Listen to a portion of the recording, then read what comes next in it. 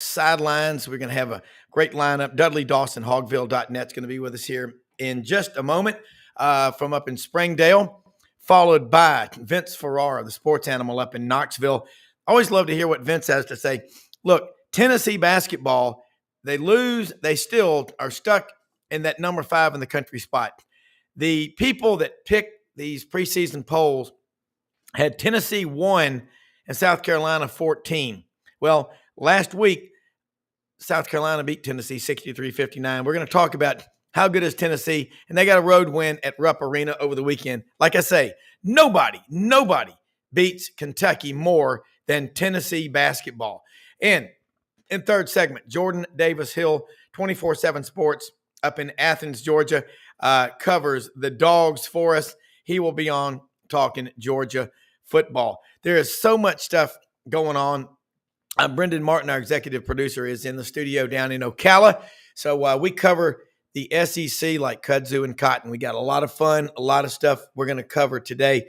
And one thing Brendan's been doing a lot of is sending me these trending stories. And this is put out, I'm going to give credit where it's due. As of February 7th, 2024, here are the top 5 trending topics in SEC sports. Alabama versus Auburn tonight. This is a matchup. And we know that one tonight. That will be big. They're camping out now for a couple of days down at Auburn to try to get into the Neville Arena. Second big trender. Florida Gators basketball feature on SEC Nation. Hey, Todd Golden, he's a good coach. I think this guy's got the right pedigree. He knows how to win. Florida knows how to win. They're other than Kentucky, they've got more national championships in basketball than any other school. Arkansas has got one, played for another one. A lot of tradition in this league, but top to bottom, you start 1 Kentucky, 2 Florida. Georgia QB, lavish purchase. Georgia, Carson Beck has made headlines by purchasing a Lamborghini. Sorry, but if I'm paying my employees and it's coming, I don't know. I buying a Lamborghini. Put that money in the stock market, son. That Lamborghini will depreciate quickly. A lot of these athletes are putting their money into the assets that depreciate the fastest: clothes and cars. And that's just I don't like that. That's a turnoff for me for NIL. I'm going to give you money so you can go buy a Lamborghini. What are you giving your own kids? That's what you got to ask. 2004 National Signing Day, 2024 National Signing Day. We're not even talking about it because it's a non-event. Video killed the radio star. December signing day killed the excitement for February signing day. And we know Ryan Williams is going to sign with Alabama today. Hell of a player. Auburn tried like hell to get him. His father played at Auburn. Quentin Reese, he's signing with Alabama too. His father played at Auburn. I wonder if any Alabama guys' kids play for Auburn. Sure, it happens. Number 5, name, image, and likeness developments. While specific details weren't available, NIL deals continue to be a trending topic in college sports, especially in the SEC, affecting how college athletes engage with sponsorships and endorsements. These topics provide insights into the current landscape of the SEC sports landscape that we cover. That is true. And there is a lot I like, and there's some things that I don't like. I'm going to tell you right now, I watched the Buddy Martin show last night. Do yourselves a favor. It's live on YouTube every night, 9 p.m. Eastern. Freddie Weeby is going to be the new head guy with Florida Gator NIL. Just a refresher. Florida has over 500,000 alumni. 500,000. That's a lot of Gators. Go Gators. So they've tried a couple of different versions and have not been able to get it going. Watch out. If Florida gets this right, it's like Coach Bryant used to say, if they ever get a coach down there and get it together, we're all going to be fighting for second. You saw what happened when Steve Spurrier came. You better watch this, what they do with NIL. I'm just being completely objective, but Florida is the biggest school in the SEC other than Texas A&M, and they hadn't been getting it right. Let's go. We'll be right back.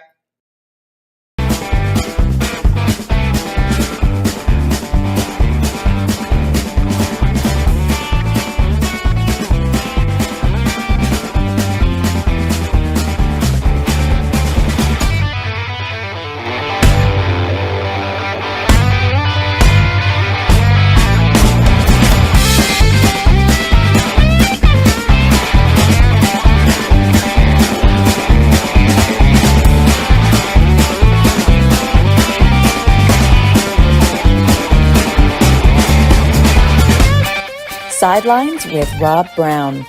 Talk sporty to me.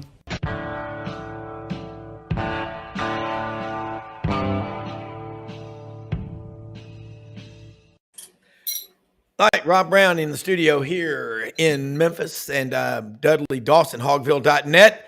Beautiful background. Brendan Martin, executive producer down in Ocala, Florida. Good morning. Hey, how are you? And I saw the note. Dudley Dawson, congratulations. You got a new grandchild. Tell us about that. Yay! Got here at God bless you, man. Got here at 1:02 a.m. last night. Baby, mama, and daddy are all healthy. Born in Lancaster, Pennsylvania. So it's a bit of a haul to go see him, but we'll get to that soon. But I'm pretty pumped. I had been encouraging him after he got married to go ahead and let's get this production facility going because at 60, let's get going. So they did last night. Excited about it. I'm gonna let him put out the name and all that. But they're all healthy now. I did have one thing I was going to tell you.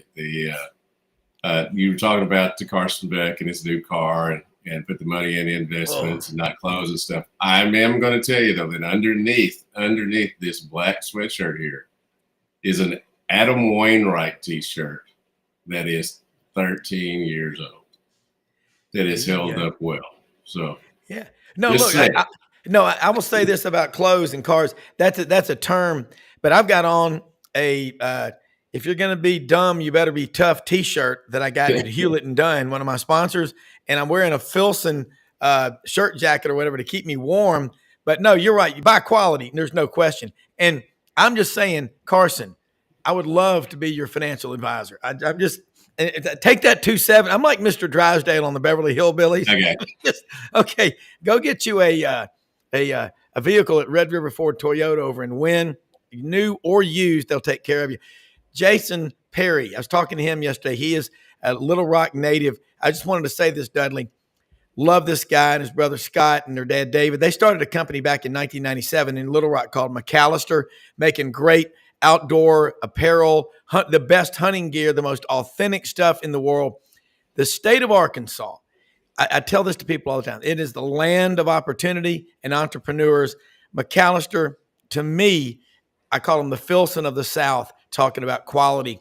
Just keep your eyes on what McAllister is doing. That's the best of the best.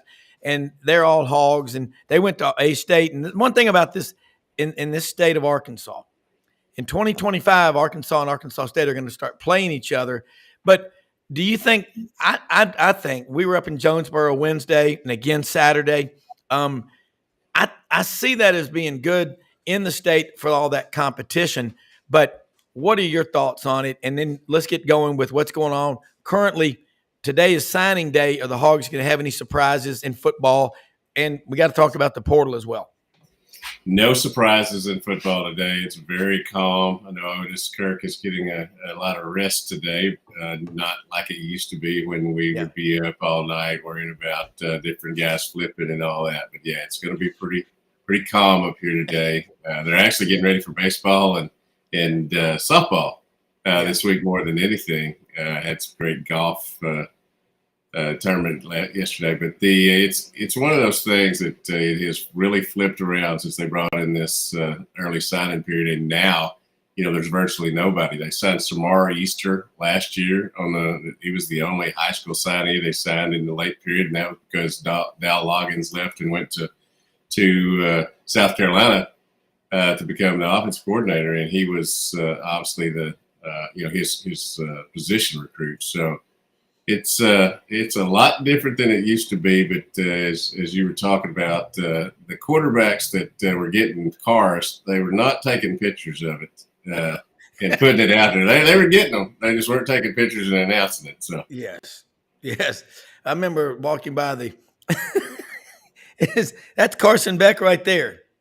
Wow. I don't even like that car. I don't even. Yeah, think it looks Brendan. that What do you? cool. I mean, it doesn't even look that cool. well, I mean, for the amount of money, $270K. I mean, I'd get me a big truck maybe, but I think this look. It just looks weird. I don't know. That's get me a house. Yeah, I get me a whole bunch of things other than that ugly ass car. I would invest it in the stock market and then go to Red River Ford Toyota in Wynn, Arkansas, and see my man Justin Wynn, Rusty Howard, Stacy, Brandon, Cecil, any of them. Okay, Nate, and I'd say I want something practical. Or I'd get me a Toyota Tundra TSS that's got a safe with a combination built into the console of the vehicle. But Dudley, these flying cars. We can get one of these flying cars that are coming out. That's what I want. flying cars. Yeah, man, they're coming out. It's like all the new rage. There's gonna be flying cars everywhere. We're Like about the 3 years Jetsons? I'm going to jump on that trend just like I am the driverless ones. Yeah. All right, Dudley, you just mentioned something about signing day. We used to be at night worrying about people flipping and all. Bobby Petrino, to me, he's up there on the elite level as an offensive coordinator. And whoever he has, he wins with them. I mean, you know what he did at Missouri State, Louisville, wherever he's been, he's won. What has he brought in via the portal or coming in this recruiting class that gives Hog fans hope? Well, obviously brought in Taylor Green, the quarterback from Boise State, which I think a lot of people think, obviously him and Colby Criswell are going to be the two battle for the quarterback spot, even though they have KJ Jackson, not to be confused with KJ Jefferson. KJ Jackson's a freshman coming in here. Also Malachi Singleton, who has been in the system for a year.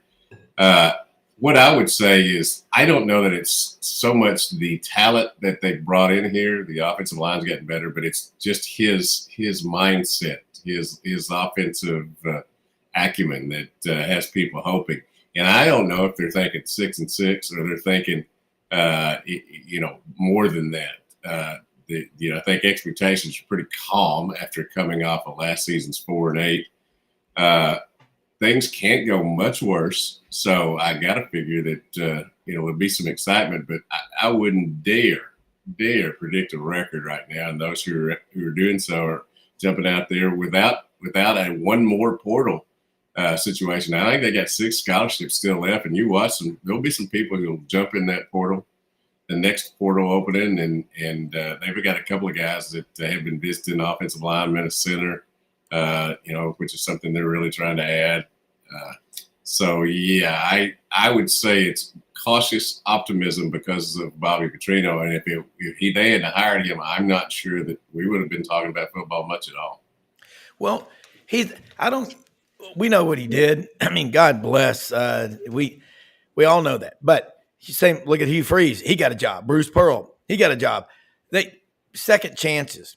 That's part of life. Bobby Petrino, when he goes to the Touchdown Club in Little Rock and gets a standing ovation from those people over there, those are some of the best people in Arkansas, and also some of the wealthiest. Donors and all. But that's the Touchdown Club in Little Rock is one of the best in the country. Mm-hmm. Like the Monday Morning Birmingham Quarterback Club, Touchdown Club in Memphis.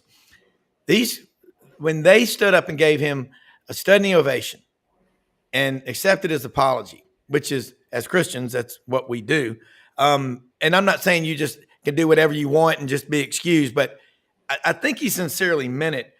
But he's also just a hard ass. He's a driven, and that's a good thing. I mean, you've been around him. I mean, I'm not saying he's perfect, but just compartmentalize it. As a football coach, he's going to be successful. Jacoby Briswell went to North Carolina. He was a big time. Wasn't he out of Malvern, Arkansas? Marlton. Okay. Talk about him as a quarterback, and because we know what he did with Tyler Wilson, with Ryan Mallett, different quarterbacks They were machines. They were scary good. Well, first of all, talking about Jacoby Criswell, he would probably come up here if Chad Morris hadn't been the head coach and was bringing in Chandler Morris, his son. Yeah. That didn't work out for anybody.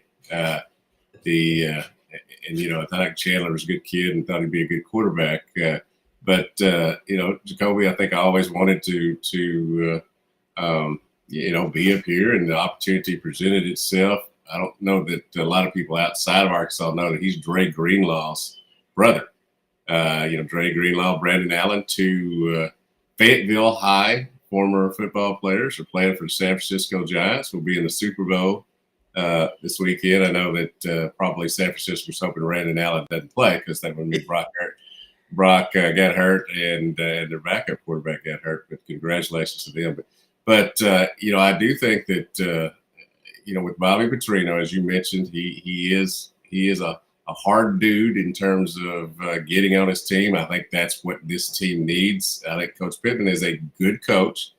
I think he can be stern when he needs to, but there's a reason Bobby has demanded excellence and for the most part got it. I don't want to say that he has been perfect everywhere. Let's just be honest about that. And at times he overstays his welcome or leaves before he overstays his welcome, probably is the best way to put it.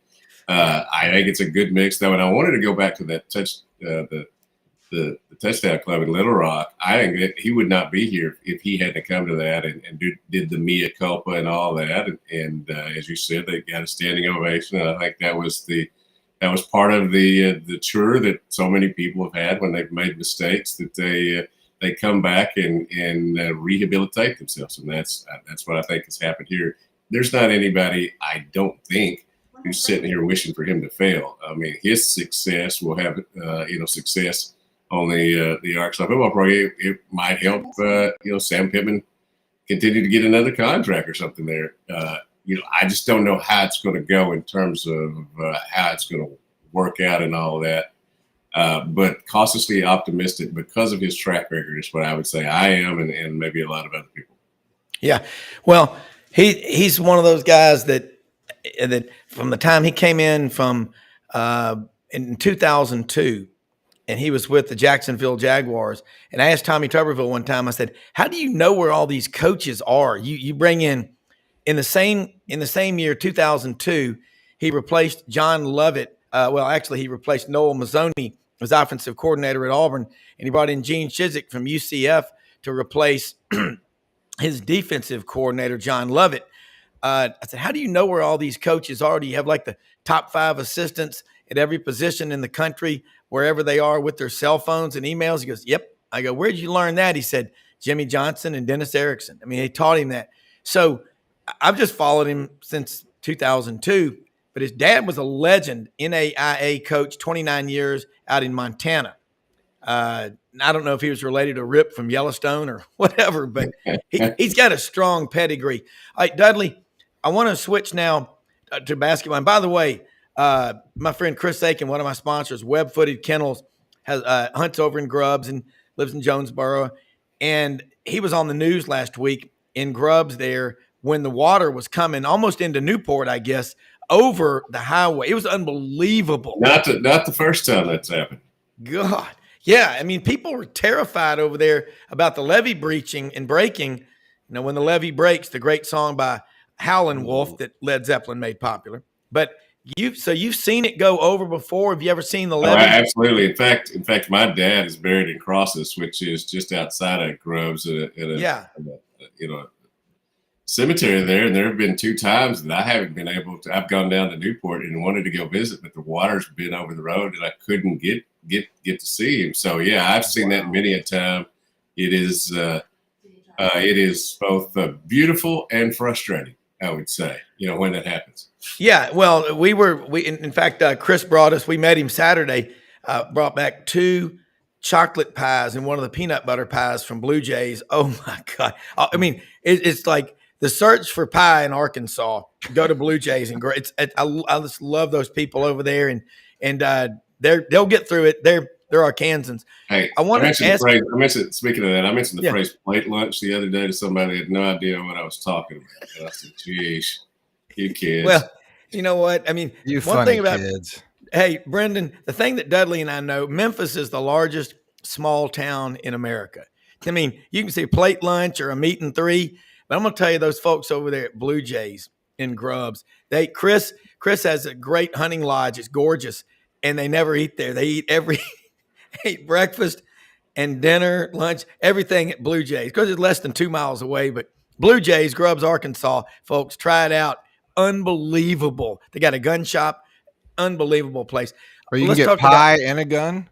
yeah, you can. In fact, Hey, the last few weeks, You can't. It's not on the menu, but you It's not can. on the menu. yeah, but they got an I'll take a FFL 12 there. gauge and some blueberry pie. Yeah, they've got a great FFL there, and those are just wonderful people. And so it's like we were going to Craig's Barbecue for 3 weeks in a row. The pie lady has been in absentia, so we don't know where she is. But a lot of legends. When exactly do you do your job? No, this is Sunday. He This is Sunday. multitasks like you've never seen in your life. The dude works out, eats pie at the same time, and he we talks to 14 money people, and then he books a show all at There once. you go. It's pretty amazing. It never seems like work, though. It is more fun. It gets more fun every time we're on here, and that's why I love being able to have you on, and then bring on other guests like Vince Ferrara, who will be on with us in a few minutes. Because the two of y'all, I think what I love to do, and I watched the Buddy Martin show last night when Freddie Wiebe came on, who's going to be the new director of their NIL program. You learn so much about all these other schools. Director of Revenue. Sorry. Director of Revenue. Yeah. Yeah. And you can just tell this, Dudley, when you meet people that get it, that got it, he's got it. But I want to talk about Arkansas basketball because, again, it's a big deal. And they're struggling this year, and there's all kind of stuff. But you're a true grit journalist. You don't traffic in rumors. And I want to focus on the basketball team and where you think they're going to end up this year and how they can fix whatever is ailing them. Well, first of all, I got in a little trouble this week, but I have no problems with doing that. When Devo Davis returned to the basketball team after so many people said he would never be back and all this and triangle that. As you said, I don't traffic in rumors. So I put out a tweet or an X, whatever you call it these days. It said, here to see people genuflecting, over this like a thing. WWE star. Yeah. You got to do the downward thing. You got to go downward with it. Yeah. Genuflecting had a bunch of people looking up the word genuflecting. But I'm happy for Devo. I think he's given a lot to this university. I could care less about the rumors. As you said, don't traffic in rumors. But all that being said, the basketball team has certainly not lived up to expectations. It has nothing to do with any rumors. It has to do with being a poorly constructed basketball team. And I believe that Coach Musselman, when he looks back, would say that. Either too many Chiefs, not enough Indians, too many attempted scores, not enough distributors. It's easy to criticize from here, but when you're 2-7 and the season's gone the way it is, it's valid criticism. And now, the goal right now, I guess, is to get to the NIT. Unless you win the SEC championship and tournament, you're not going to get to the NCAA tournament. You've got to do things. I think a lot of people wish they would show some pride now. Did that at Missouri, but Missouri is obviously the worst team in the league. You are what your record says you are. But they've got a great coach. They got a great coaching staff. I don't know whether I want to say this year's a lost cause or not, but it's a losing cause for sure. And it's going to take his best turnaround ever to get them into the tournament this time. I think there are tons of people who are looking forward to baseball season, and they always say that when the basketball team or football team loses. But this year, it's a top 4 team in consensus polls, and I think there are a lot of people looking toward that. And the softball team, who Arkansas is only one of 3 teams in the top 10 in the baseball and softball polls. And hey, those are my 2 teams that I focus on this spring. So. Well, I wanted to ask you really quick about Arkansas sports, and because I was watching John Daly's podcast the other day, and he's an interesting individual. I met him a couple of times, and he was just talking about the resurgence of first of all, the campus is beautiful. He went on and on about the campus, but how much, but he's talking about how much money and people, like he's out there sort of fundraising, trying to get people to be involved. How much is he a part of that NIL conversation or not? I mean, does he enter into the whole, stratosphere out there for, as far as the I mean, stories? he's part of a group who does whatever he can, to help for the university, whether it's putting people together with money or donating some himself. His son, Little John, is on the golf team now, so that he keeps a hand on it there. I know he was really, he was great friends with Toby Keith, and had a tough, obviously, the last 48 hours with all that stuff going on. But John and I we're still friends. We just don't run in the same circles anymore. But lots of great stories we could tell on each other, but we won't. Well, you know what? The legend, when he won up in Indiana, when he won his first championship, I think he'd been playing at Chickasaw Country Club in Memphis. He'd been practicing with some guys that I know, and they just said he got this call, and he literally just hauled ass out of the parking lot. Mm-hmm. And that's what makes the legend of John Daly, and he's Joe Sixpack. But you know what? I think that guy's very smart. And you know what? Just like other famous people, sometimes we think they're all over the place. They're crazy smart. But he's fun for golf, and Dudley.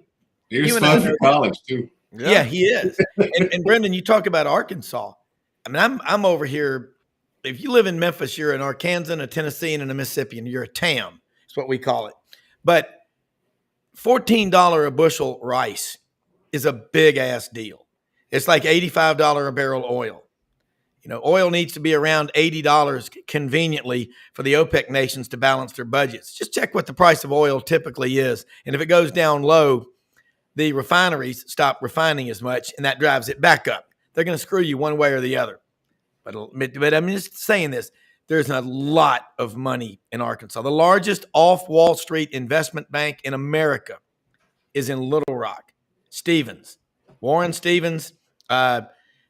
Dudley, you know this.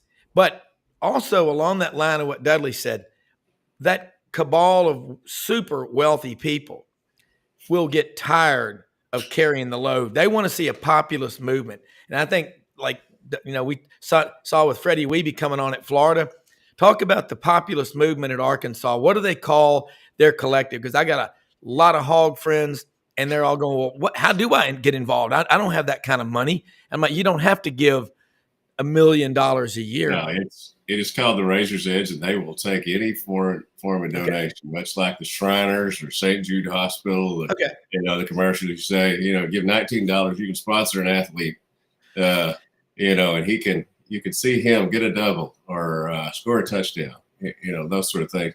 The Razor's Edge, they've got good people working there. It's tough when they announced a push. It was coming off a 4-8 football season. Not maybe the best time to make the push, but they had a situation where they felt like they were behind in NIL, and I from the just looking in I think they're right. Obviously, other teams, Ole Miss, others, were putting more money into their NIL programming.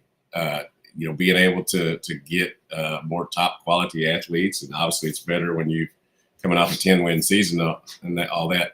As I said, I do think they've got good people, but I think I don't think they were as ready as some other schools in the SEC when the NIL hit. I think that had to do some with legislation here in the state as they were working on it, and figuring out what's legal and what's not legal and what you can do, and it may look legal and it's not legal, all those sort of things. So I think they were behind in it, and I think they're trying to catch up. But again, it's tough when your main sport, the one that drives the revenue, and let's just be honest about that, goes 4-8, and you try to fundraise off of that. It doesn't work as well. Well, Brendan, if you could, I'd love it if you could put a photograph up there of the campus in Fayetteville in the fall or the spring, just an aerial shot. It's gorgeous. Mulberry, strawberry rivers. I mean, you get over there in that part of the state, the Ozarks are gorgeous. Now it's not. Brendan lived out in Boulder for a while. Denver. That's high country. I mean, you're up in the Rockies. It's a lot bigger. When you lived in Littleton, Colorado. Denver, Littleton, Boulder. I've lived everywhere. So, I mean, compare. You've been to Fayetteville, haven't you, Brendan? Oh yeah, I had a girlfriend there once. Yeah, and it really is, and Knoxville. What's the canyons out there where you can go into the hiking in the canyons and all that? That's pretty awesome. You get it, yeah. I mean, I talked to Tim Horton about this a lot.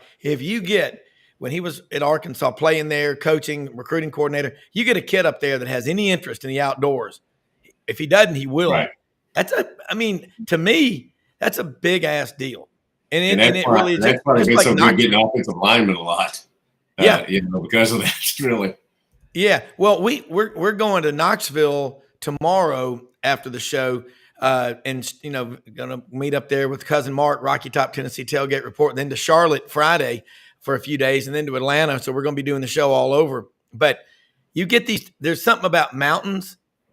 It psychologically makes you cool. I look out at Crowley's Ridge, it cools me off. And as I look across flooded rice fields and mosquitoes in the summer, but the mountains in places like Knoxville and Fayetteville are spectacular, Dudley. I mean, that's the thing about it. And people don't have a clue, most of them, what Fayetteville's like. And that stadium is pushing 80,000.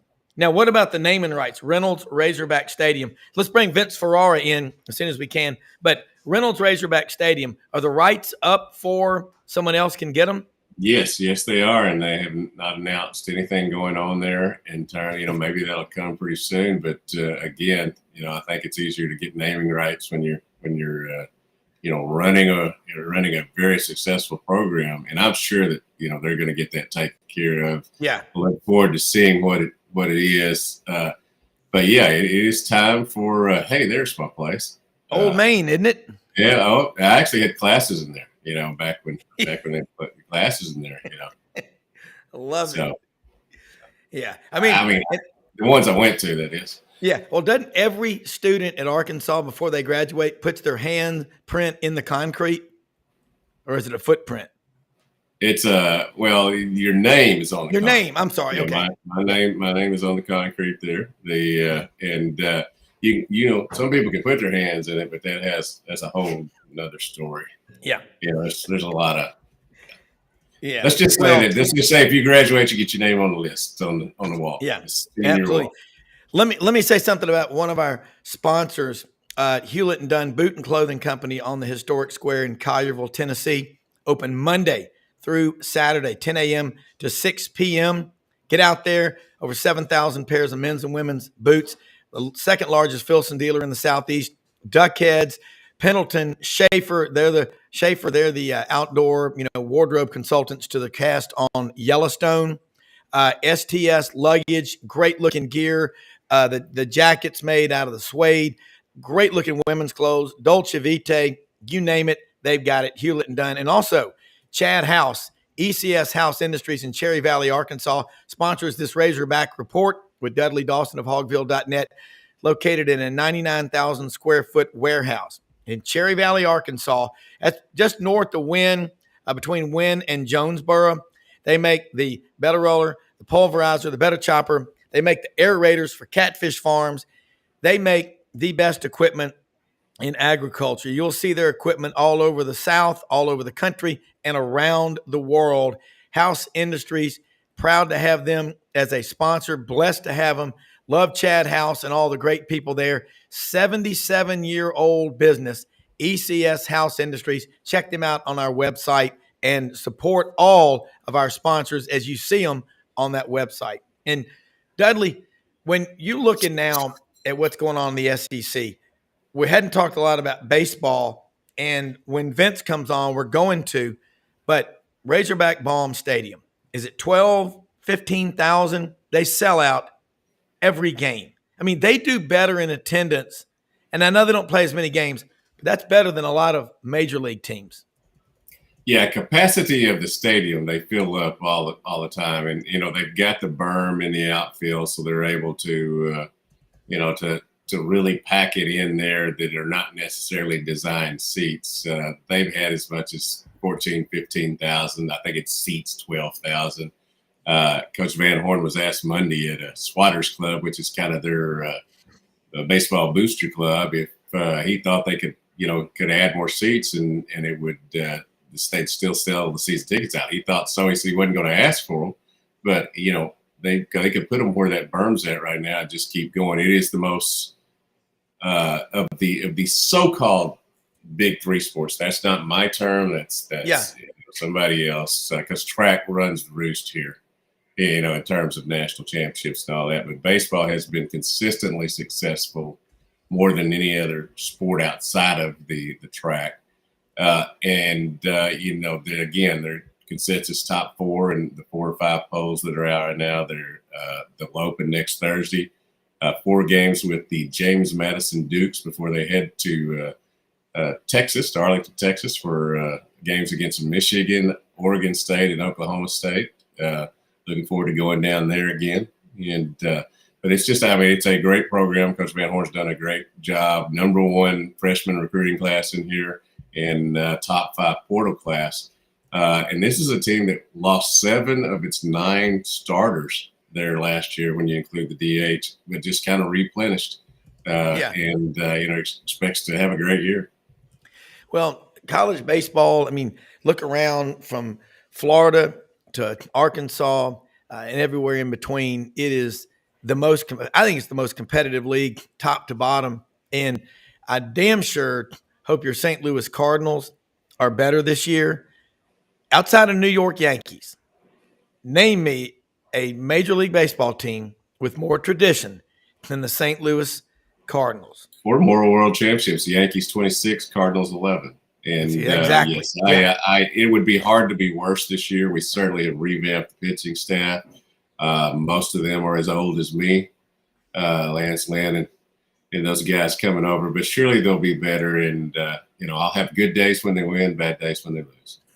There are no bad days. As long as you're healthy and above ground, it's a great day. And and Vince is having a little bit of trouble getting on. We got demons out there. Here he comes, Vince Ferrara, the sports animal up in Knoxville, talking with Dudley Dawson, Hogville.net, talking some college football, baseball, basketball, today's national signing date.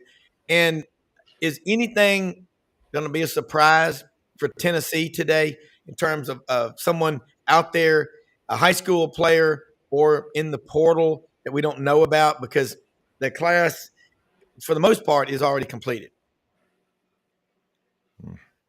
Yeah, Vince, your mic is still muted, buddy. Yeah. So I'll try to work with him on the side there. He's got a new camera today. Okay. While they're getting going there we go. There it is. There you go. Okay. The setting was gone. Sorry about that. No worries. So no, nothing from Tennessee standpoint today.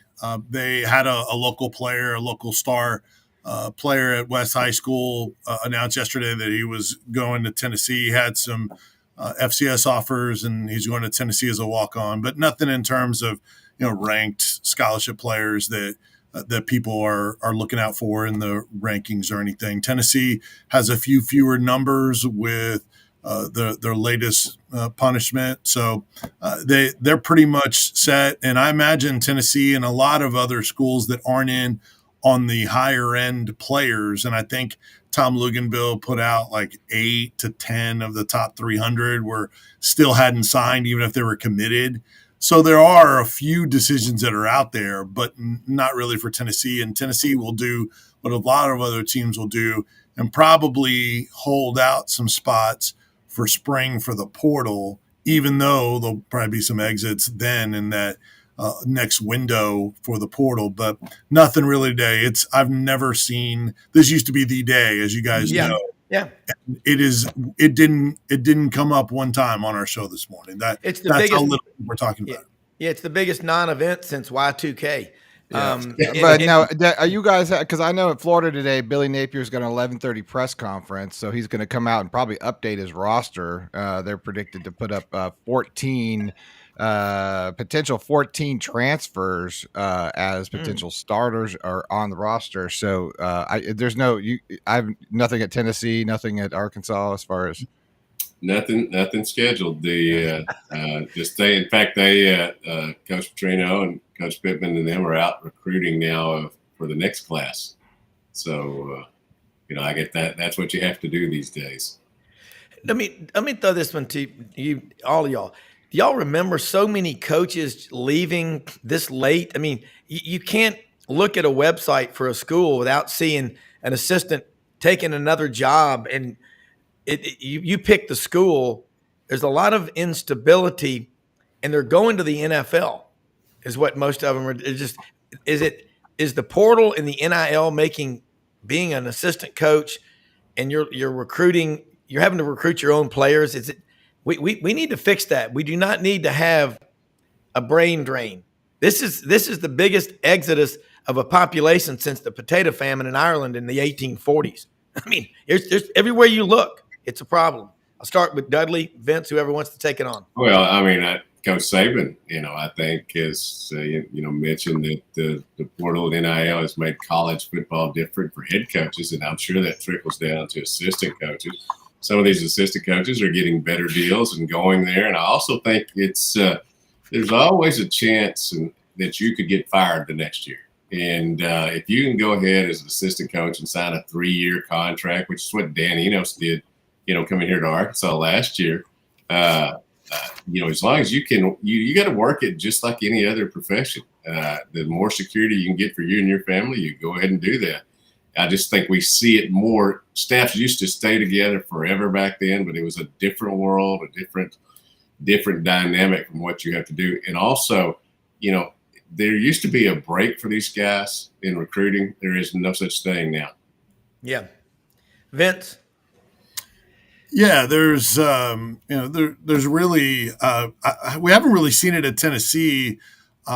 There's been no changes to the coaching staff. So Tennessee's actually, unlike previous eras of struggling Tennessee football, there's been stability. Tennessee under Josh Heupel has had exactly 2 openings on their staffs and nothing here this offseason. So it's been different from that standpoint. But sure, there's head coaches at college programs going to be coordinators. Alabama's had a couple of standing head coaches, and then the Green Bay Packers hired a existing head coach in Hatley from Boston College. So I think that is the trend, is to go away from it because of how difficult it is to deal with all of it.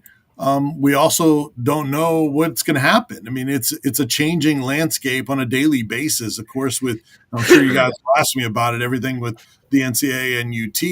We don't know what the ramifications are. It may not be. It's not going to be what it has been. Will it be even more difficult? Will it be better to manage? What's that going to look like just next year, much less in the future? Some are not taking a chance.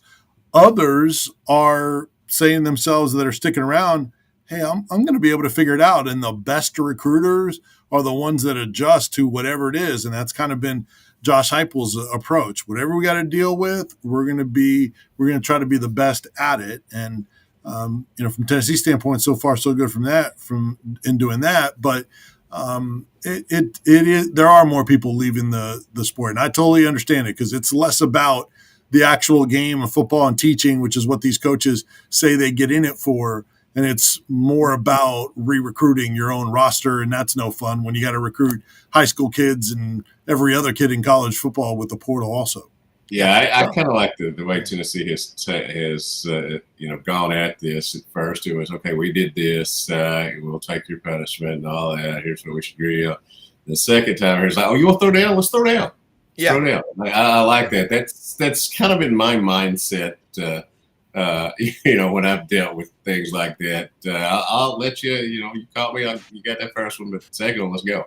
And I like it. Hey, is it?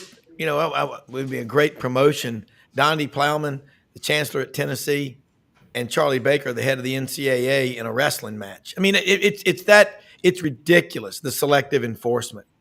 They don't seem to find their way ever to Columbus, Ohio. And we know they're as pure as the driven snow. Well, part of it is Tennessee had a high-profile collective that initially they were out there and they were out. So, people spoke to the Athletic, and so people were more aware of them, and so you have a highly successful collective. You have a big boy school at a power conference that is having success with NIL. If you're going to do something and try to justify your existence, if you're the NCAA and you're throwing a Hail Mary, you got to do it against someone that might potentially move the needle and make statements and maybe discourage others from doing it by you trying to win against Tennessee. If they try to do it against New Mexico State or somebody else, it's not going to resonate to the rest of college football. Now, I don't think they're going to be successful at it. Don't get me wrong.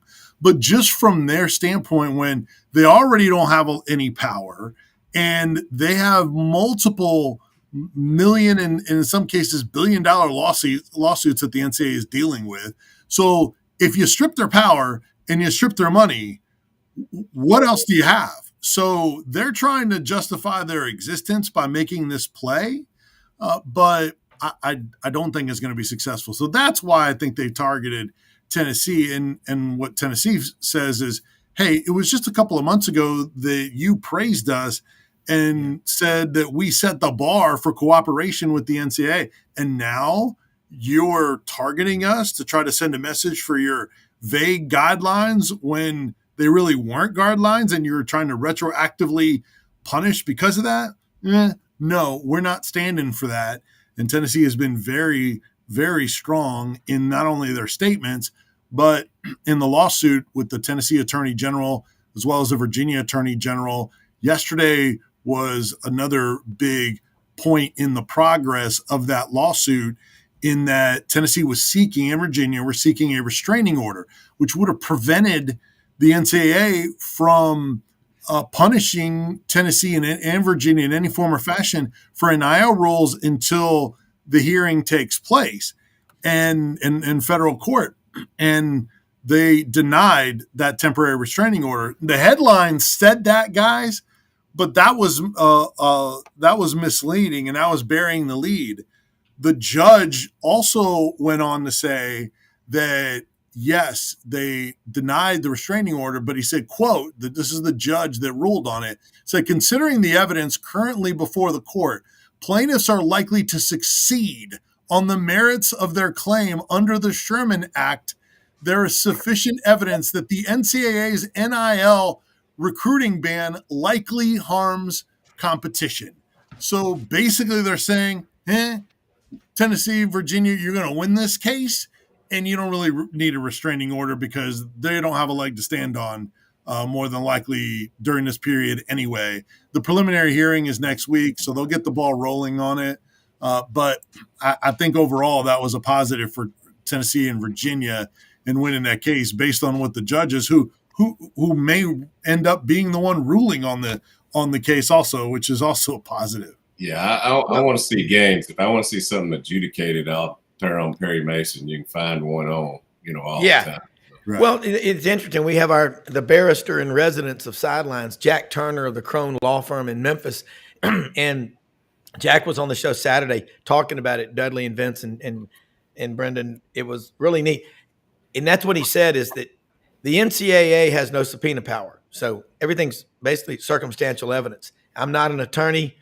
My grandfather was and was taught law, but I just know this much from what Jack said. The NCAA's biggest fear is they have to worry about antitrust laws. And the Sherman antitrust laws were William Tecumseh Sherman's brother from Ohio was a congressman, put those into law. They're not constitutional amendments, so they could be changed, overturned by a vote of Congress, but that's what they have to worry about is antitrust laws. And again, we're all about capitalism, but I just want to get it back to where we're talking about the games and the coaches, our coaches.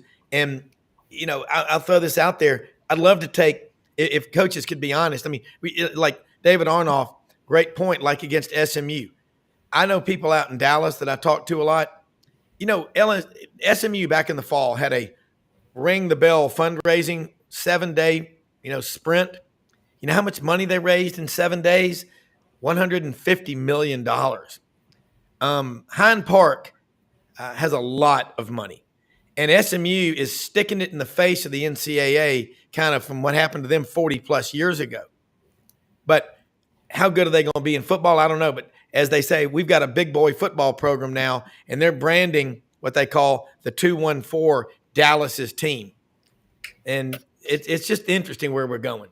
Yeah. And Dudley and Rob, look, this topic, this whole stuff, it sucks. It sucks to talk about. I get it. And it's for listeners, they'd rather, like us, talk about the games and that kind of stuff, which is more enjoyable. But unfortunately, at least for us, we're in the middle of it because this could be a landscape changing lawsuit, and we'll see what comes of it. It could really change or take down the NCAA. So it does have ramifications. I know, kind of get in the weeds sometimes with the little details, but we had Dan Lust, who is fantastic. He's a legal analyst, sports lawyer. He actually represents collectives. So he knows collectives. He knows the NIL space, and he covers legal and financial issues in college, in all sports.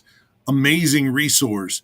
And we had him on the show on Friday breaking this down. And he said, look, I've been waiting for years for somebody to go after the NCAA and sue them and see how it plays out. This could change the game altogether. And then you have like Dartmouth with their men's basketball team becoming employees. So there's another branch out to that. It's a mess, but it's what we're living in right now. It's not going to be what it has been. That's for sure. Yeah. Be interesting to see what ends up happening. The NCAA, I think, is on life support now, Dudley. I don't know how much longer they can go on. It is Hamilton Berger. Yeah. Hamilton Berger. He never beat Perry. One time Perry won, but it was overturned on a technicality, wasn't it, Dudley? Mm-hmm. That was a great show. Della Street, Paul Drake. I mean, the people back then they dressed really well too. It's not like when you fly on a plane now and, I am the walrus. Greyhounds now. Yeah. Well, I mean, now you get on a plane and the walrus sits between you and the other person and bleeds over into your seat. Brings their own food. God, can I have some food? Now, when you fly nowadays, it's so weak. You have to say, "Could I have some food with my plastic?" I mean, and some boats. Yes, and you don't get anything. But Dudley and Vince and Brendan, all of y'all, it's SEC basketball right now. Tennessee, Vince, we're going to be in Knoxville tomorrow. We're going to go up there on the way to Charlotte and spend the night with cousin Mark up there. This team, they lose, but they stay at number 5. The people that do the picking of the preseason had them number 1. They had South Carolina number 14. South Carolina wins last week by 4 over Tennessee. They're waiting. You talked about Connect last week. He can't do everything. He got a lot of help at Rupp Arena over the weekend. What does that say about – I think it shows if Tennessee puts it together, they are the best team in the SEC. Oh, I think so. And you're right. That was really the storyline. Against South Carolina, they only scored 59 total points, 31 of them from Connect. That means all the other players, and there was, I think, like 8 or 9 of them, combined for 28 points. That's it. It's not enough.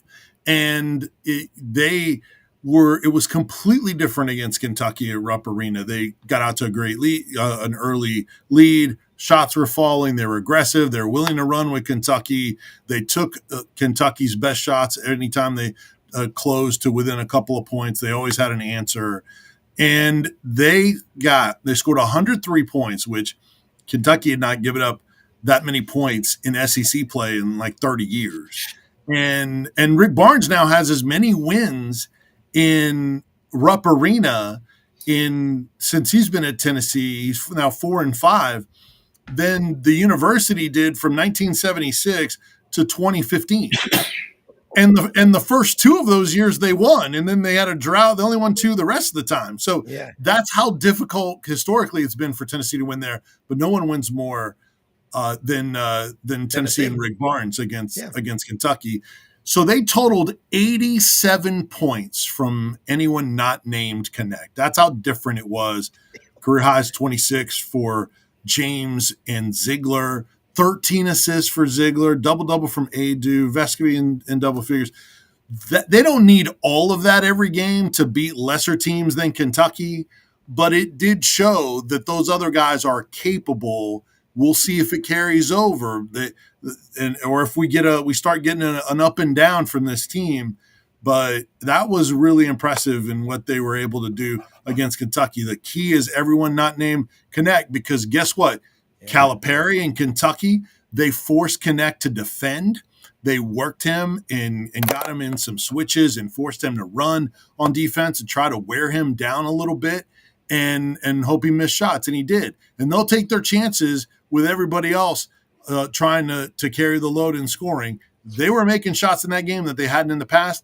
I promise you, other teams, whether they're successful or not, is a different story, but I promise you other teams are going to take that same approach, and it's going to come down to whether those other guys can be consistent enough or they have enough of them in one game to go with Connect scoring. Yeah, I thought there were five SEC teams that could get to the Final Four to start the year. I still think there's five. However, that fifth one is now South Carolina instead of Arkansas because it obviously has imploded. But I watch a lot of basketball. I watch those teams, and they legitimately, I think those five. And I continue to jump on the South Carolina bandwagon. It's not necessary. They've got plenty of talent, but they just play so well together. They're so well coached that you have to include them in that mix, I think. Well, you look at a team's losses. I mean, and you look at Auburn. Jason Caldwell, Auburn Undercover, says they don't have any NBA players on this team. They might, but right now they don't. I mean, Aiden Holloway out of California is a 5-star and got a lot of 4-stars. But their losses, 88-82 early up in Sioux Falls against Baylor November 7th. 5-point loss on the road at Appalachian State in a true road environment early. And then 4 points on the road. They lost in Tuscaloosa, 6 points at the Hump in Starkville. And they play Alabama tonight. People have been camping out for a day and a half. Ridiculous. I mean, for a basketball game at Auburn. There are tents out there. I mean, Coach Krzyzewski, love him. He's gone. He's out of coaching. That's what we've done with SEC basketball. But, in the last 21 games, Vince, that Tennessee and Kentucky have played, Tennessee is 11-10 against the Wildcats. Nobody, I sound like some guy, nobody beats our prices. But Tennessee has beaten Kentucky over 80 times in basketball, I believe. I bet you if you added up the rest of the SEC, they don't have 80 wins against Kentucky, certainly not combined at Rupp Arena. The Big Orange own Kentucky. Yeah, I mean, it's crazy that around 500 is the closest thing to owning, but like you said, compared to everybody else, Kentucky. Yeah, it's Kentucky historically. Kentucky. Yeah, and you know what? And here's another one that's crazy. Rick Barnes is 7-1 against top 10 ranked Kentucky teams. So not only does he beat Kentucky, he beats them when they're good. That's the most important storyline right there. But that's Barnes, Rob. He beats good competition, whether it's top 10 teams at home or top 25 wins. That's another reason why the postseason is a little bit of a head scratcher. And by the way, Tennessee, while Barnes has been there, Tennessee has the most wins in the league in the postseason. So fans are frustrated by that, but it's not like the rest of the league is outperforming Tennessee in the postseason either. And so, well, again, eventually they're going to put it together, Dudley. Right. And you look at it with any great team. How long has it taken? I mean, Michigan football from 1948 to 1997, all those great Bo Schembechler teams and Fritz Chrysler, whatever. They won one national championship in that 49-year span. That was a co-national championship with the Nebraska team in 97. Then they won it all January 8th against Washington this year. I mean, but look, we're about out of time for our next guest, and I want to tell you, both of y'all, love having both of y'all on here together. And just Dudley, your hogville.net. Let them know how they can follow you. And Vince, do the same. And let's do this again next week. And as always, I want to tell you how much we appreciate you taking the time to join us for our listeners and our viewers everywhere. And it means a lot. And also follow them, people. You want to know what's going on? As Brendan says, drill down local. And Dudley, tag out. Yeah, before you guys go, I I wanted to show you. I just got a little image for you. That's a people that camping out. There you go. Yeah. Isn't that crazy?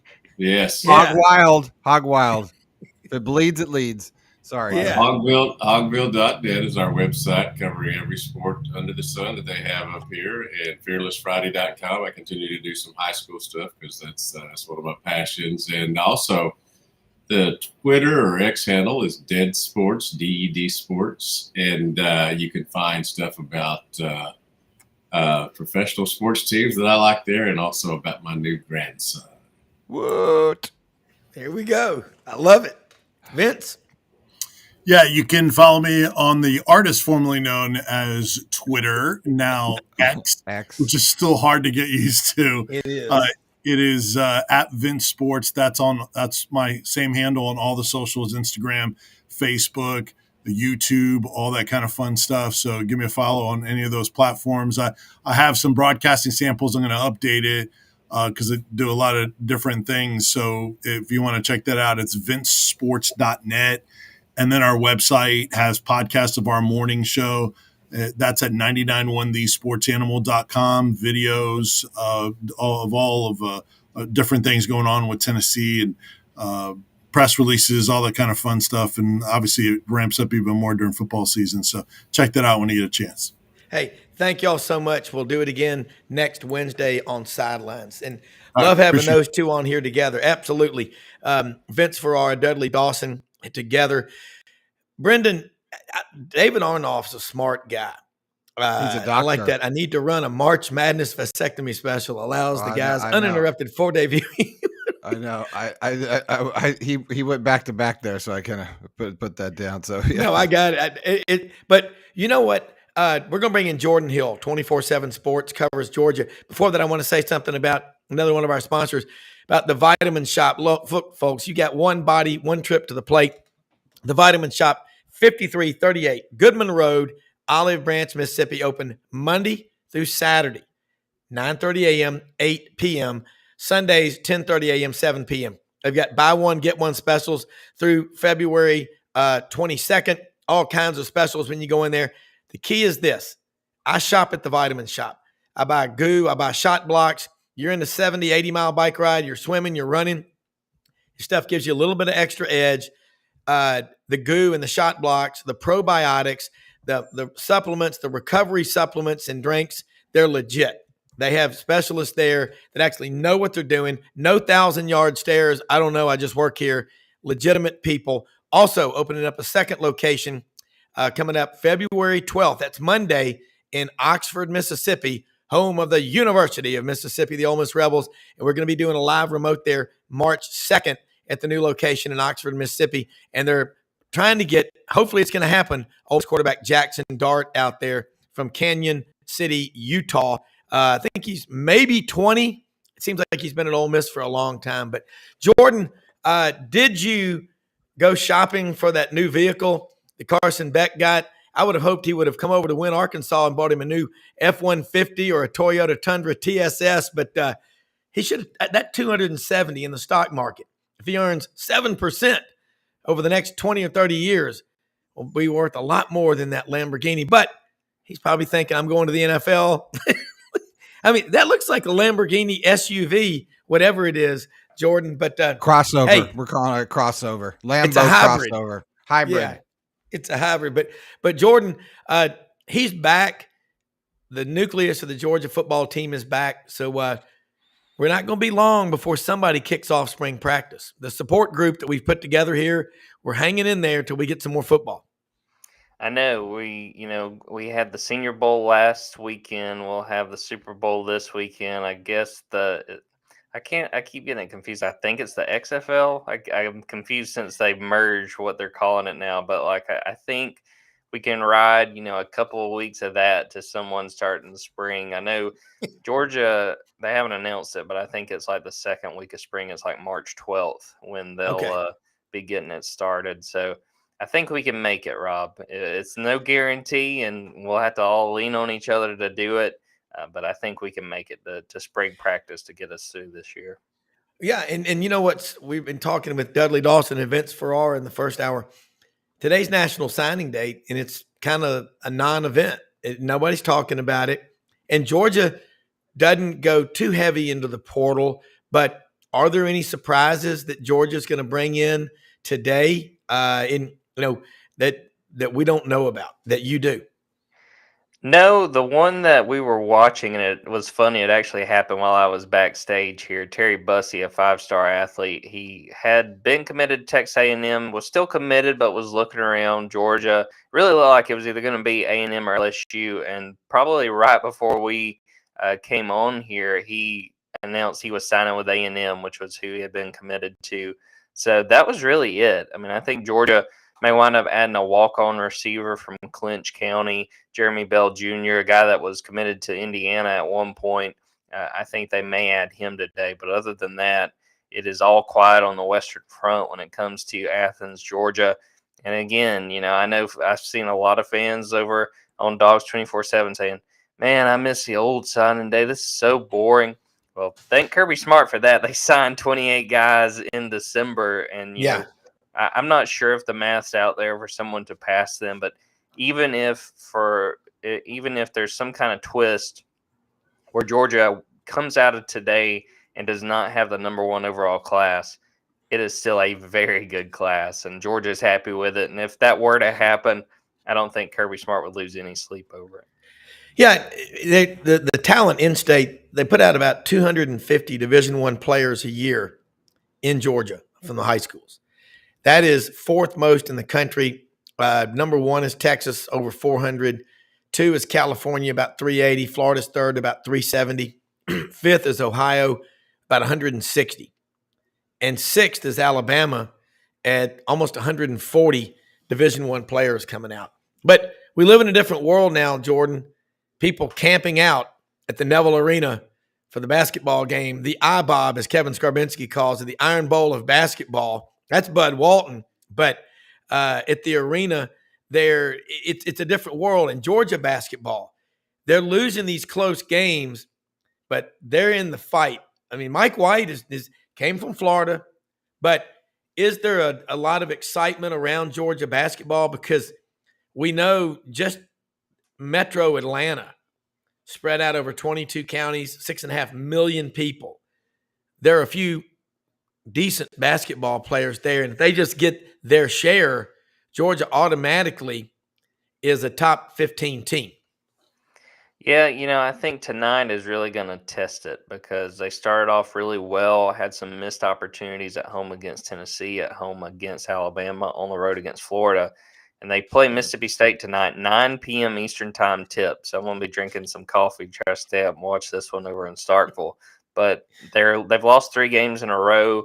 A couple of them they were very close to pulling off. And I think you're kind of seeing it, the season sort of on the brink, just because of how competitive the SEC is. Go look at what this season has looked like. I mean, really, everybody's sort of in the mix besides like Vanderbilt, Missouri, and Arkansas. So Georgia, can't afford to keep this losing streak going. And this Mississippi State team, especially at home, is really dangerous. I mean, Auburn learned that a couple of weeks ago. So I think this is a good test for where this team is. I think fans desperately want this team to just be competitive to the point where the NCAA tournament is a legitimate option and to make it, every other year. They haven't been, I think, in 9 years. It's been quite a while. I mean, that's 2 head coaches ago at this point. So they got off to a good start. They fell to below 500 in SEC play on Saturday. And I feel like this is a big one going to Mississippi State. Another team that both these teams, Mississippi State and Georgia, have lost 3 out of their last 4.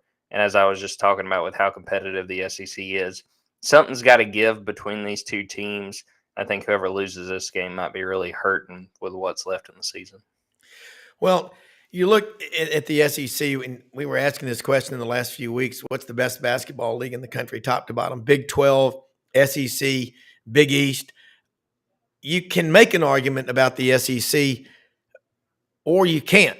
South Carolina was picked 14th in the preseason, Tennessee number 1. And right now, South Carolina, they just got their 20th win last night against Ole Miss. That's an old Ole Miss team that I think is 18-5 with Chris Beard, and they were not picked really high, but Chris Beard is also one of those coaches that wins everywhere he goes.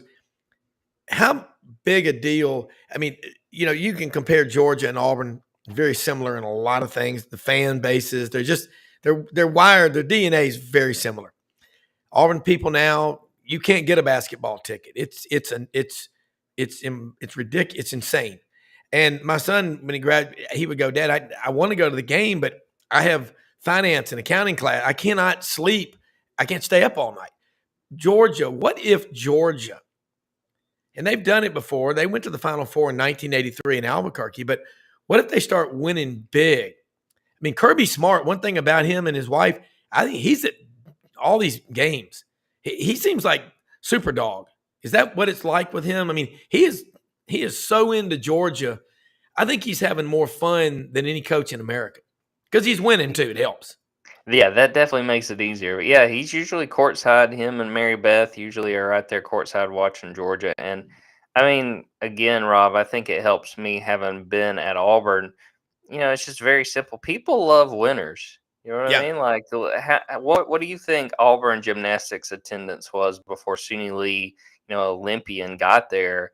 I'm sure the before and after, I mean, it's no comparison. People will, it's the Field of Dreams thing. If you build it, they will come.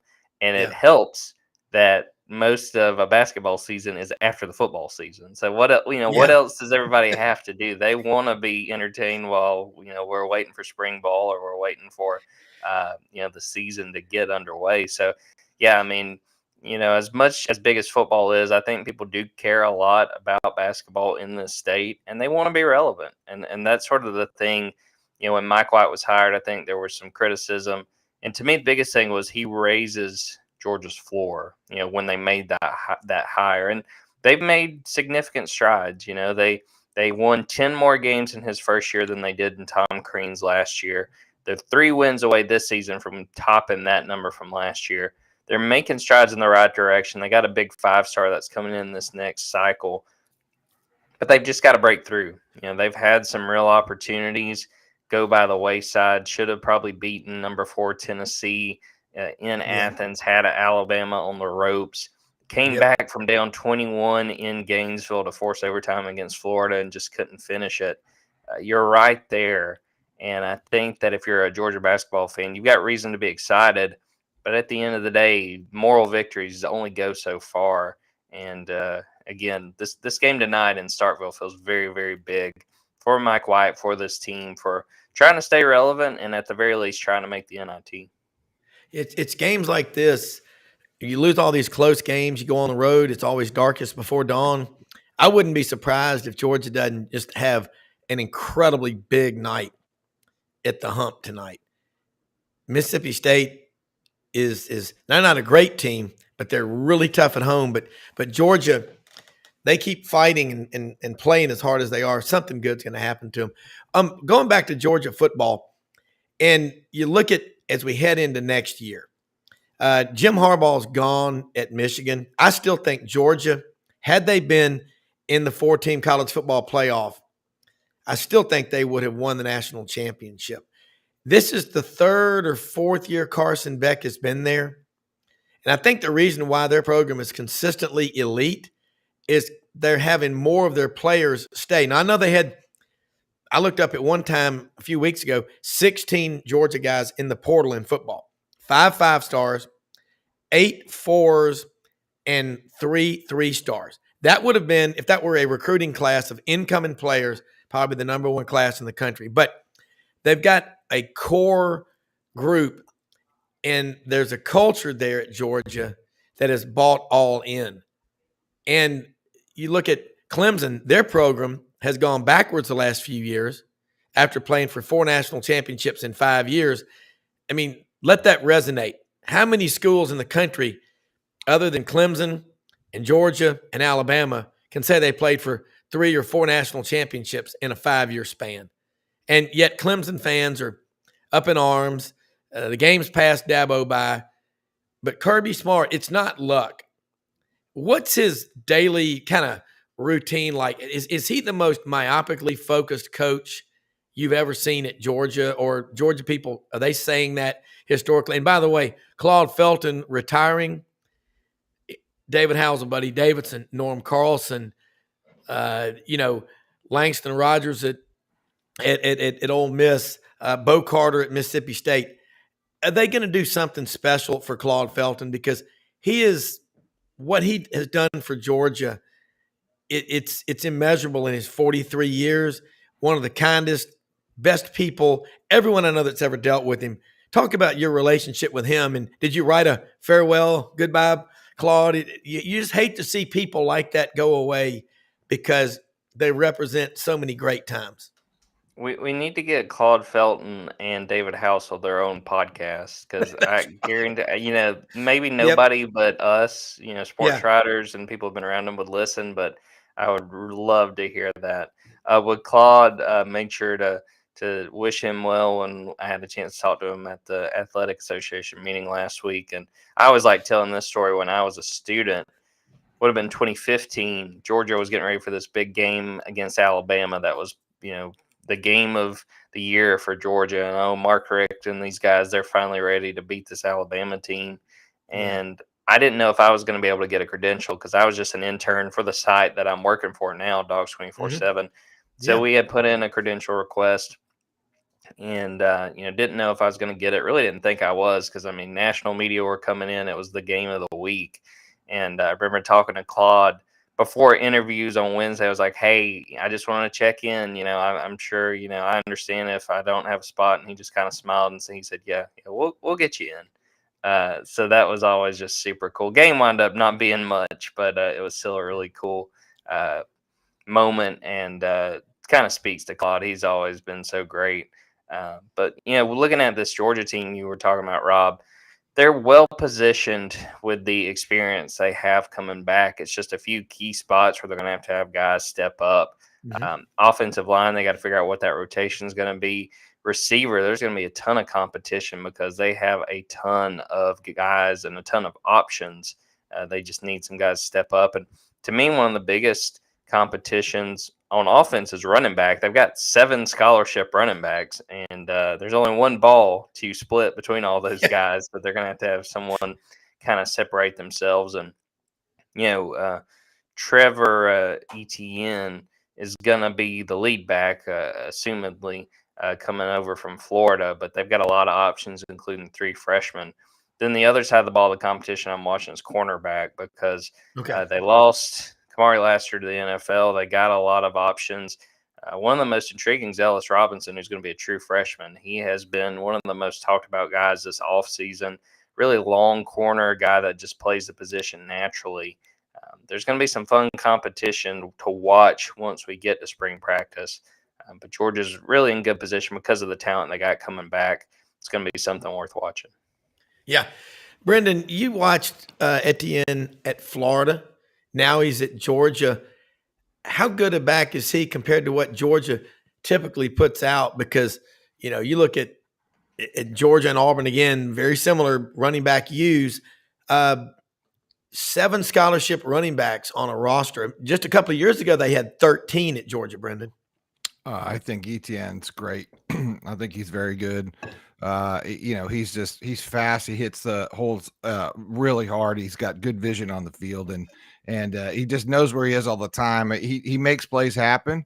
And even when Florida was struggling with the offensive line position, which has been, sort of the knock on the Napier's offense, is just didn't have much.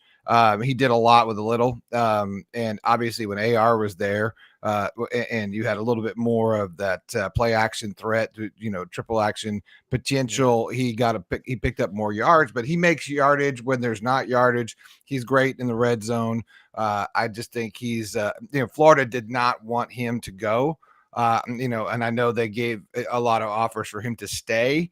and he went anyway. So that tells you much. It was definitely a darker day for Billy Napier to lose not only to your best back, one of your best players to Georgia, but to lose him as a whole, I think was definitely painful. Yeah.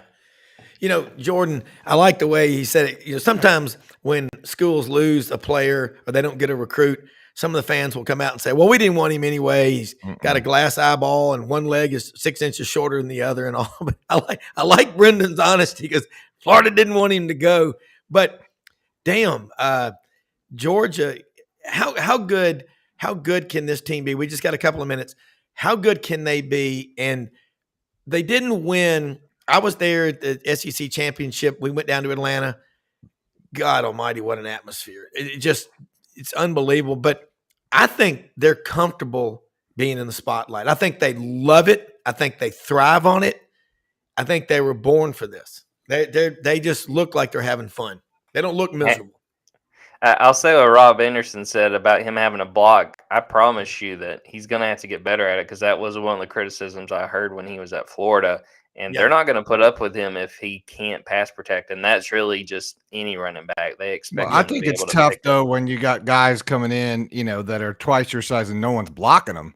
Right. And then you got to pick up, I think if it's more of a scheme deal, I think he can block. I think he's all around a really good athlete in general.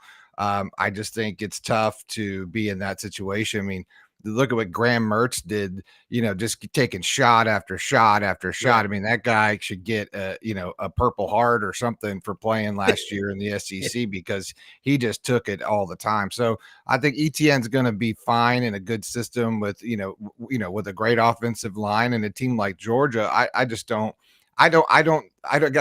not see him excelling, and I don't look forward to playing Georgia even more because he's, he'll bring it. I think he's going to be a star this year. That's the problem with the portal is not only do you lose a guy, but sometimes you got to line up, try to stop that guy once the next season gets there. But to answer your question, Rob, I think this team has a really high ceiling, and I'm sure Alabama fans aren't going to be happy if they're listening to this, but I mean, Nick Saban retired, and I think opened up a real opportunity for Georgia this year. I mean, the two games when you look at Georgia's 2024 schedule, at least in the regular season, that stand out at Alabama and at Texas. And that Texas game, I still think is going to be really, really hard. Before the season, or really, I should say before Nick Saban retired, I said Georgia's going to split those two games. They may win one of them. They're not winning both of them. Now, I think there's a real opportunity because there's been a lot of change. I think Kalen DeBoer is a really good coach, but his very first SEC game is going to be against Georgia. There is no better welcome to the SEC moment for him unless that game was on the road. He does get the benefit of playing that in Bryant-Denny. But, I mean, this team will – if they don't make the 12-team playoff, that will be considered a real disappointment. And I think that they are well-positioned to do it. Now, how far they can go just sort of depends on how healthy they are at that point in the season and who they play. But they are super, super talented. They've done a good job in the high school recruiting and in the portal. They're well set to make another championship run. And I do think that people will be really disappointed if they fall short of that. And one last thing. What's the name of the Georgia NIL collective? The Classic City Collective. That's the one that they kind of stick with and kind of run things through.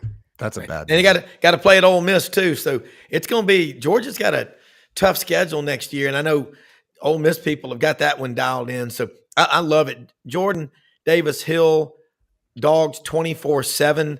I got to get that proper because I always say 24/7 Sports Georgia. It's Dogs 24/7. Let people know about the podcast that you do, how they can follow you and keep up with your great work. And as always, we really appreciate it and thank you for sharing your time with us on Sidelines.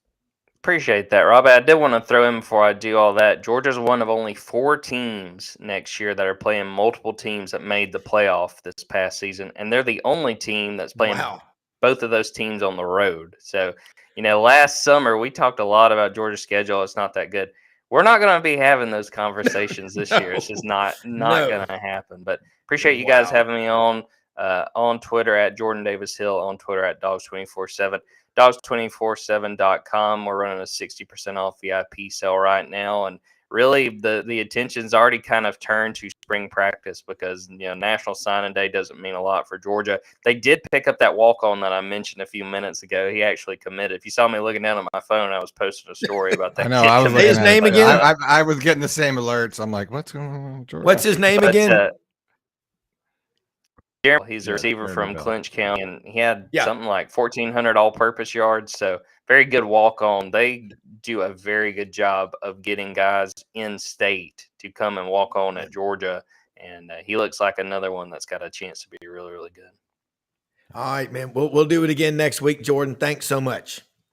Go Dogs. Hey, Brendan, that was cool. I see you looking down a lot, and it's because you.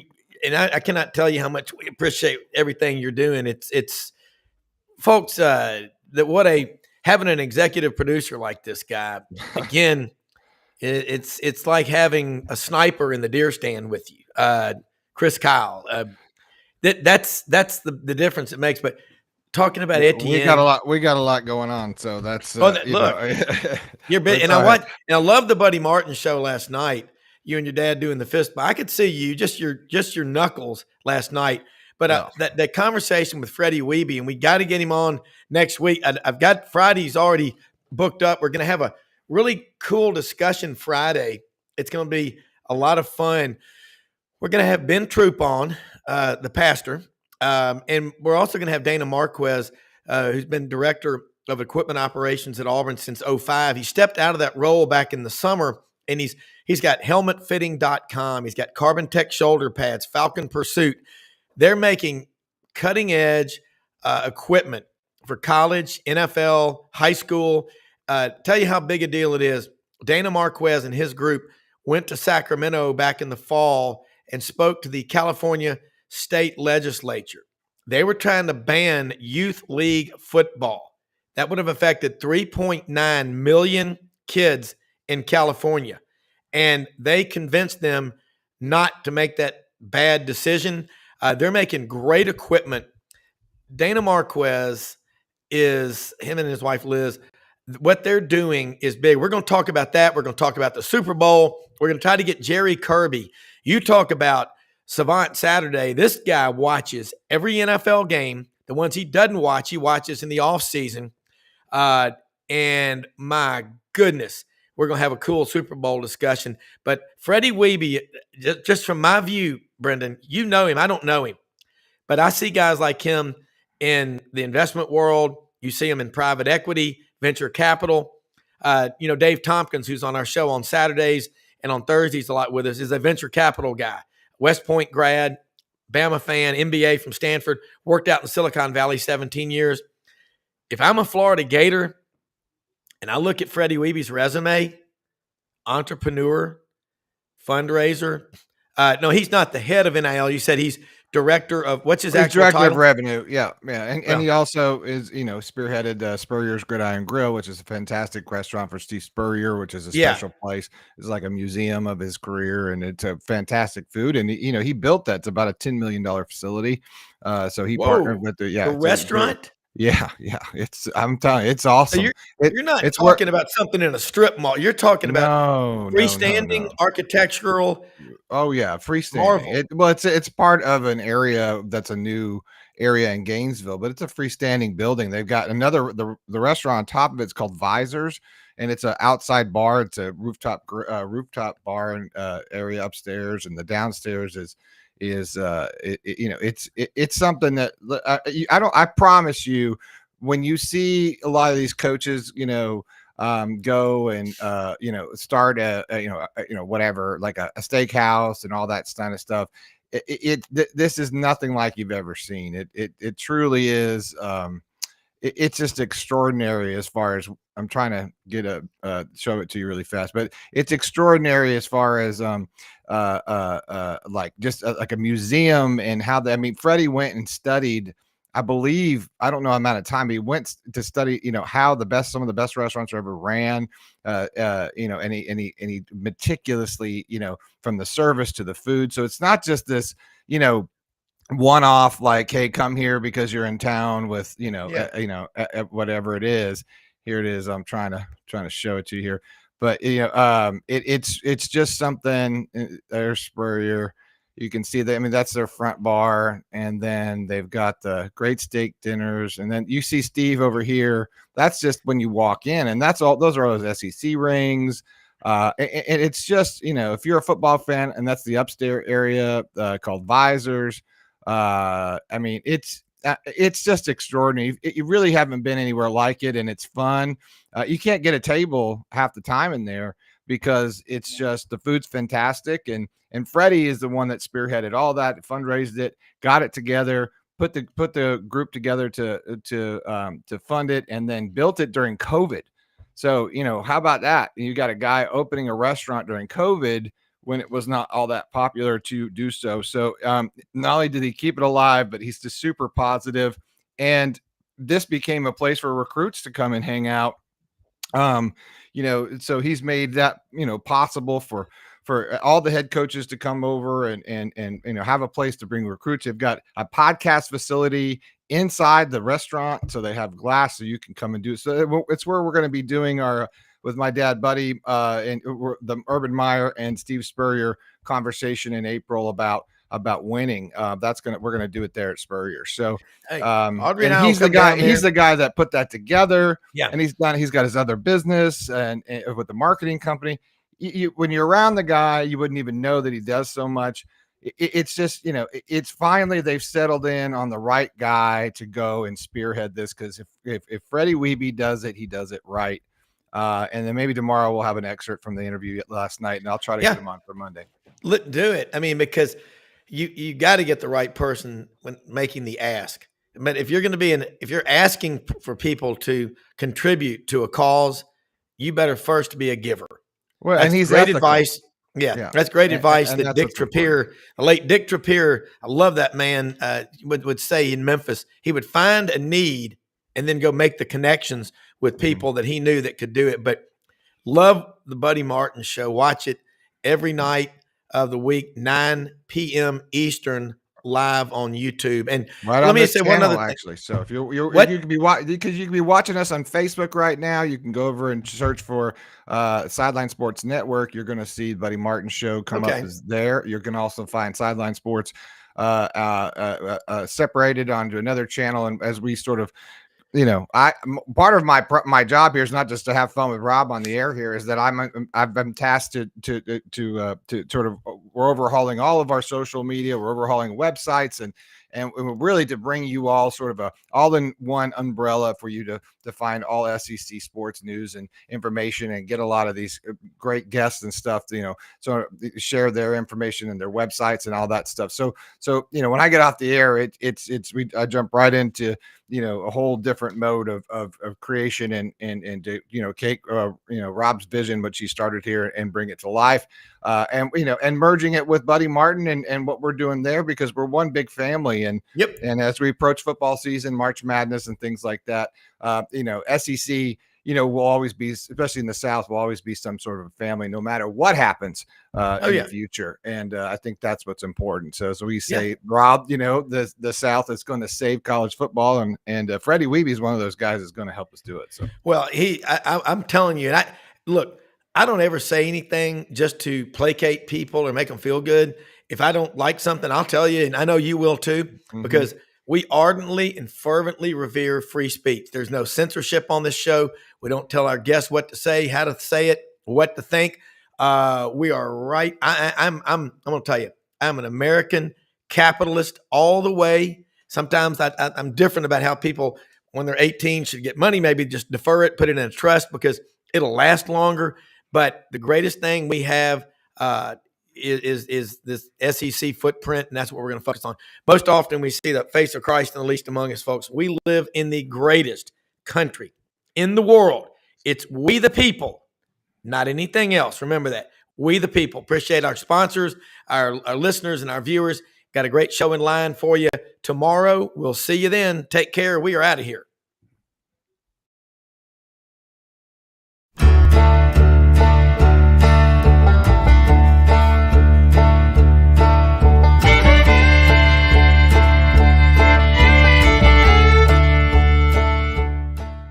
In a perfect world, you'd set a health goal and results would happen overnight. In this world, the real world, it takes time, dedication, and the right support to achieve your best self. The Vitamin Shop's health enthusiasts are here to make sure you're not wasting a single moment on the wrong supplements. From the highest quality sports nutrition and superfoods to the most sought after trends, you'll find a huge variety of science-backed solutions for every goal. And the people to help guide you along the path to greatness. Unbelievably, every 2 minutes in our communities, a child is either bought or sold for sex. I am Ari Dickey, board member for the Nashville Anti-Human Trafficking Coalition. Join me and millions of others in our fight against human trafficking and for its victims by helping to educate the most vulnerable among us, our middle and high school students. Go to nhtcoalition.org, become a partner, and help keep our families safe, because none of God's children are for sale.